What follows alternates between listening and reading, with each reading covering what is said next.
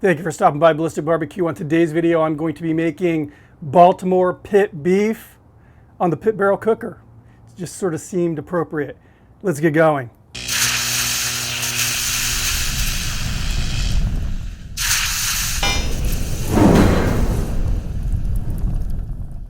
So this is actually a pretty simple recipe, and you get a killer sandwich when you're done, so that's the reward. First thing we're going to do is make the seasoning.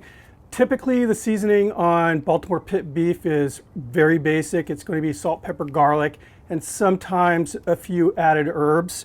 So we're thinking smarter, not harder. I'm using Cosmo Q's salt, pepper, garlic. Again, it's just going to really speed things up. This is a 1/4 cup. Add it to the little bowl here. Then I'm adding 1 tablespoon of paprika.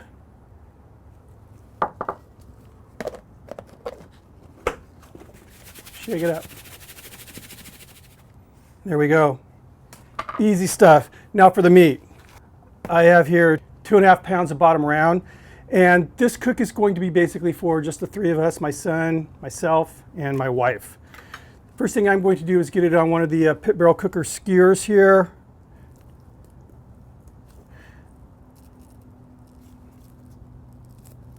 Leave a little bit of space. We're going to season it. And I'm going to season it pretty liberally here.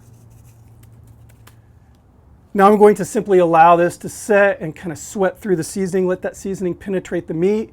We're going to fire up that pit barrel.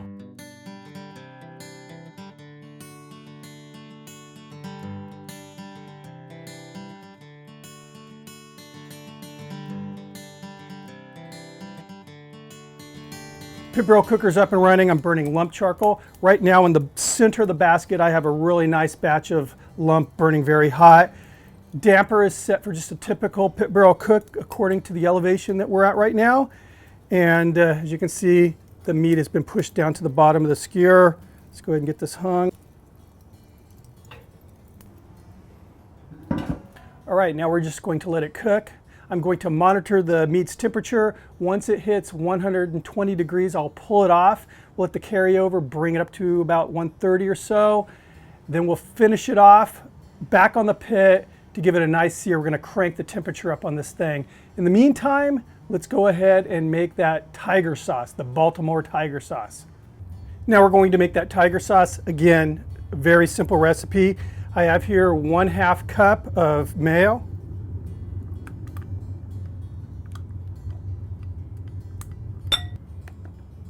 1/2 cup of prepared horseradish,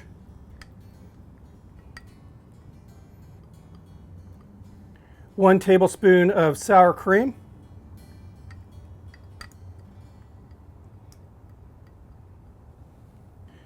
and 1 tablespoon of powdered mustard. And this is Coleman's. It's got a bite to it, a nice bite to it.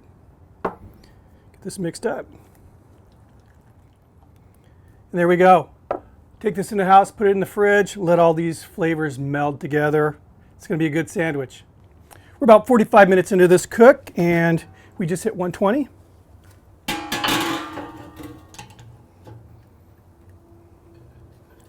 Just check that out. So what I'm going to do is take this in the house, let it rest for about 10 minutes or so, lightly draped with some foil. Let that carry over, bring the temperature up probably close to 10 degrees. And in the meantime, I'm going to open up the damper here, pull out these rebar, and I'm going to allow this pit to come up to full temp. We'll drop that grate in and sear this thing off. The beef is rested. I got the pit barrel cooker fired up, and it is hot. Now we're going to give it a nice sear.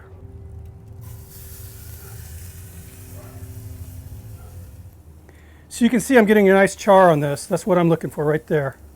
If you guys have not tried lump in the pit barrel, you're missing out because it's a different experience. And although this thing runs awesome on briquettes, I have grown to love lump charcoal in a pit barrel cooker. Different flavor, and I think it's better for doing things like this, for searing off.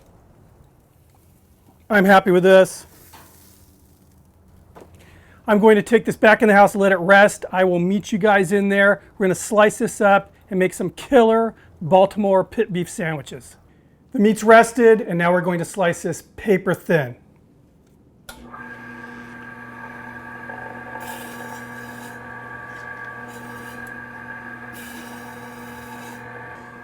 So the first few slices are going to be kind of janky until we get that cutting edge evened out on the meat. Like that.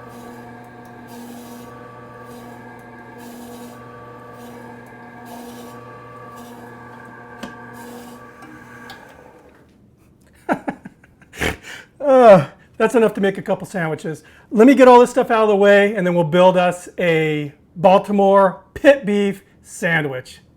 All right, let's do this. So I have here a fresh Kaiser roll that I've cut and we're piling it on. And the nice thing about this cook is I have different degrees of doneness and I'm going for medium rare, more on the rare side. That's the way I like my roast. And I'm piling it on heavy.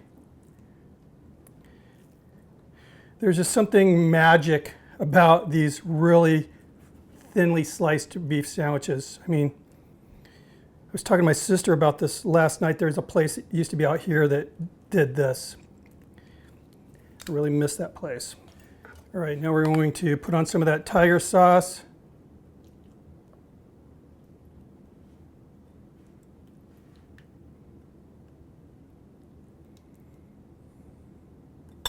Now some thinly sliced onions, and these are sweet onions.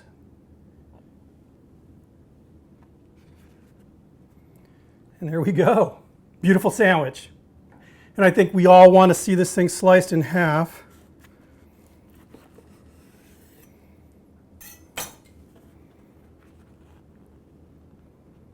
Beautiful. All right, let's try this out. Just beautiful. It's going to be messy.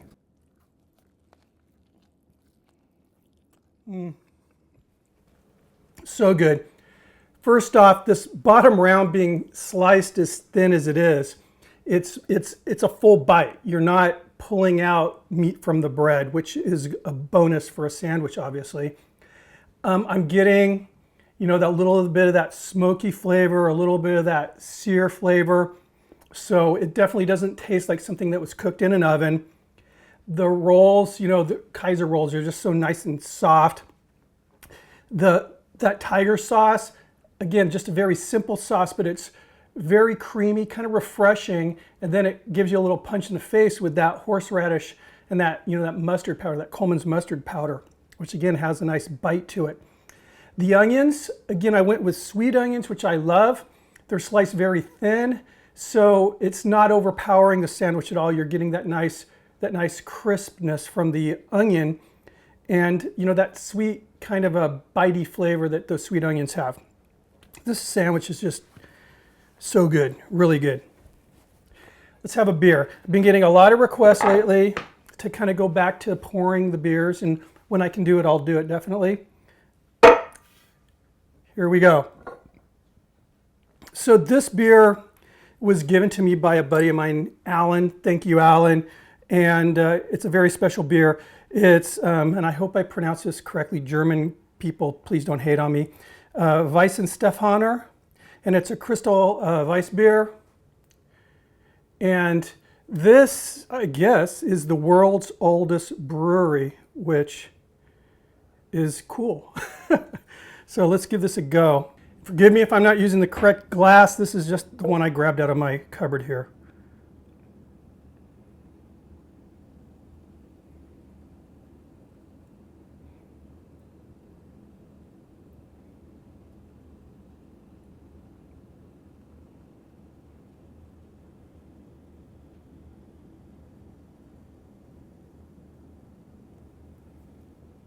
And there you go, that's a pretty beer. I mean, it's just got that beautiful golden color, very, very effervescent. The head, it held up for a little bit. Now it's kind of lacy, but it looks really good. Smells really good.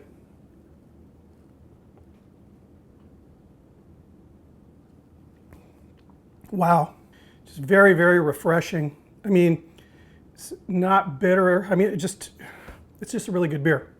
I'm no beer connoisseur. I know what I like, and I like this. Take that. Anyway, guys, first of all, Alan, thank you, my friend, for hooking me up with this beer. Killer stuff. Hope you guys enjoyed the video. If you're visiting my channel for the first time, thank you very much. I appreciate the view. Please subscribe. It doesn't cost you anything. Make sure you guys hit that notification bell so you get notified whenever I upload. Keep the suggestions rolling in. I'll see you in the next video. Cheers.